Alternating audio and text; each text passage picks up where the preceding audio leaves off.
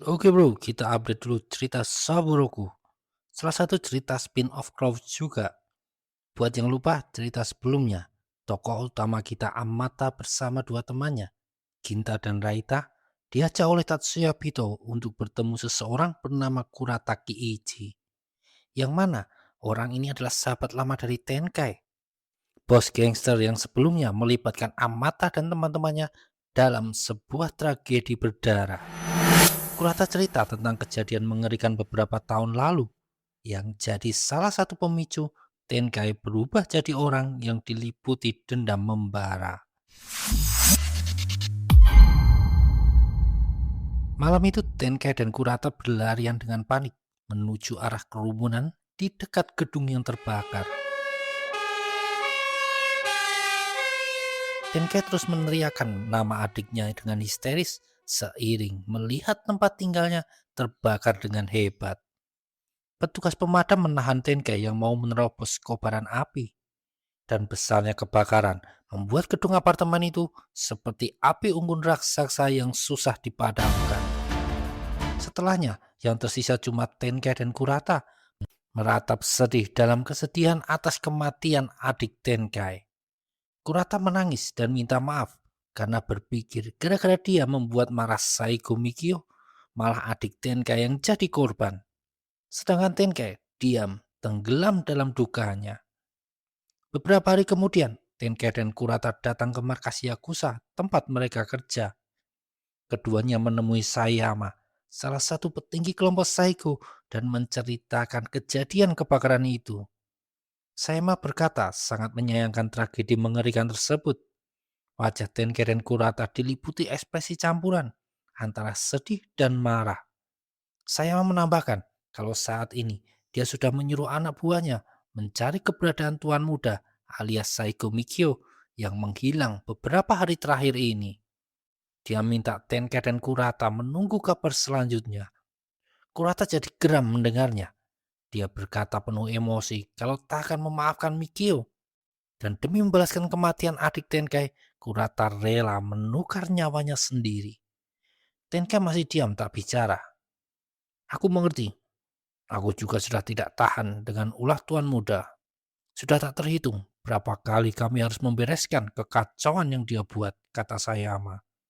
Lalu dia memanggil satu anak buahnya yang menyerahkan sebuah bungkusan. Kurata menerima bungkusan itu dan terkejut melihat isinya adalah sebuah pistol. Pakai itu untuk mengambil nyawanya, kata Sayama.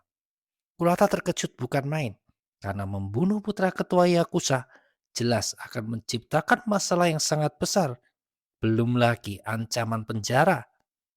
Tapi Sayama bilang, dia akan menyiapkan orang lain sebagai kambing hitam, menggantikan Kurata untuk diserahkan sebagai pelaku. Kurata tetap merasa ragu melakukan pembunuhan. Tahu-tahu, tangan Tenkai meraih pistol yang ada di tangan Kurata. Tolong, temukan dia secepatnya, kata Tenkai pada Sayama. Aku yang akan mengambil nyawanya. Tidak ada keraguan sedikit pun di wajah Tenkai saat mengatakan hal tersebut. 4 hari kemudian, Kurata dan Tenkai dapat telepon dari Sayama yang mengabarkan kalau Saiko Mikio akan datang di hutan monster. Malam itu, Tenkai dan Kurata sudah menunggu kedatangan Mikio. Tapi, meski sudah lewat lama dari waktu yang dikatakan Sayama, tetap saja mereka belum melihat sosok Mikio. Lalu Tenkai dan Kurata keluar dari persembunyian untuk melihat ke area sekitar. Kurata berseru kesal, di mana sebenarnya Mikio? Padahal mereka sudah lama mengintai tempat yang dikatakan akan didatangi oleh Mikio. Tenkai berkata lirih, kalau ada sesuatu yang salah saat ini. Terdengar langkah kaki mendekat. Dari gelapnya pepohonan, muncul Saiko Mikio. Akhirnya kalian keluar juga. Dasar tikus-tikus kot, kata Mikio yang masih tampak marah pada Tenkai dan Kurata. Kedua sahabat itu tentu kaget. Target mereka muncul dengan santainya, seolah sudah tahu kalau Kurata dan Tenkai akan datang malam itu. Mikio malah bertanya dengan santai, kenapa keduanya terkejut? Apa ada yang terjadi? Ejek Mikio. Tanpa banyak kata, Tenkai menarik keluar pistol yang dia sembunyikan di belakang pinggang. Amarahnya meledak. Berani-beraninya kamu menyakiti adikku. Matilah sekarang, seru Tenkai sambil menodongkan pistol ke arah Mikio. Yang anehnya tetap tenang. Terdengar letusan pistol, tapi bukan dari Tenkai. Justru tangan Tenkai lah yang tertembak. Kurata panik melihat Tenkai jatuh berlutut memegangi tangannya yang berdarah. Lalu dari belakang Mikio muncul 3 orang yang salah satunya adalah Sayama. Dialah yang barusan menembak Tenkai. Suasana tambah tegang. Kurata dan Tenkai sadar mereka sudah dijebak. Diliputi kemarahan, Kurata mengeluarkan sebilah pisau dan berlari maju. Tenkai berteriak panik melihat kenekatan Kurata. Tapi terlambat. 2 anak buah Sayama menodongkan pistol, menyuruh Kurata berhenti. Tapi melihat Kurata terus maju, 3 peluru dilesatkan. Satu menyerempet pipi Kurata, satu lagi mengenai bahu kiri, dan satu lagi tepat di lutut kanan Kurata. Dia pun langsung roboh dan meraung kesakitan. Tenkai cuma bisa berteriak panik melihat sahabatnya itu. Lalu satu orang menyodorkan tas koper pada Mikio. Lalu Mikio meletakkan koper itu di hadapan Tenkai, yang mana isinya 2 kepok uang dan beberapa bungkusan narkoba. Sebentar lagi polisi akan datang dan kalian akan ditangkap karena kepemilikan narkoba ini. Saya melarangku membunuh kalian, jadi bersyukurlah aku mengampuni nyawa kalian, kata Mikio dengan rasa penuh kemenangan. Lalu dengan senyuman mengejek, Mikio berkata agar Tenkai tidak mudah mempercayai orang lain.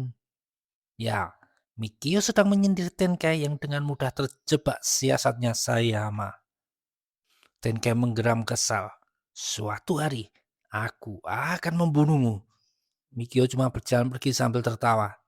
Coba saja kalau bisa, kata Mikio meremehkan ancaman Tenkai tersebut. Kembali ke masa kini, Kurata menutup cerita dengan ditangkapnya mereka berdua. Tapi Kurata dan Tenkai ditahan di penjara yang berbeda. Dan sejak saat itu, Kurata tidak pernah lagi ketemu Tenkai.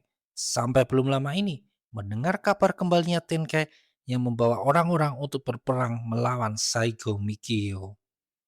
Raita dan Kinta fokus mendengarkan cerita Kurata, sedangkan Amata malah asik menyantap makanannya. Tak berapa lama, Amata dan yang lainnya pun meninggalkan tempat makan itu. Tatsuya mewakili, minta maaf karena sudah mengganggu waktu Kurata. Tapi pria itu bilang bukanlah masalah. Kinta dan Raita berterima kasih karena Kurata sudah mau cerita.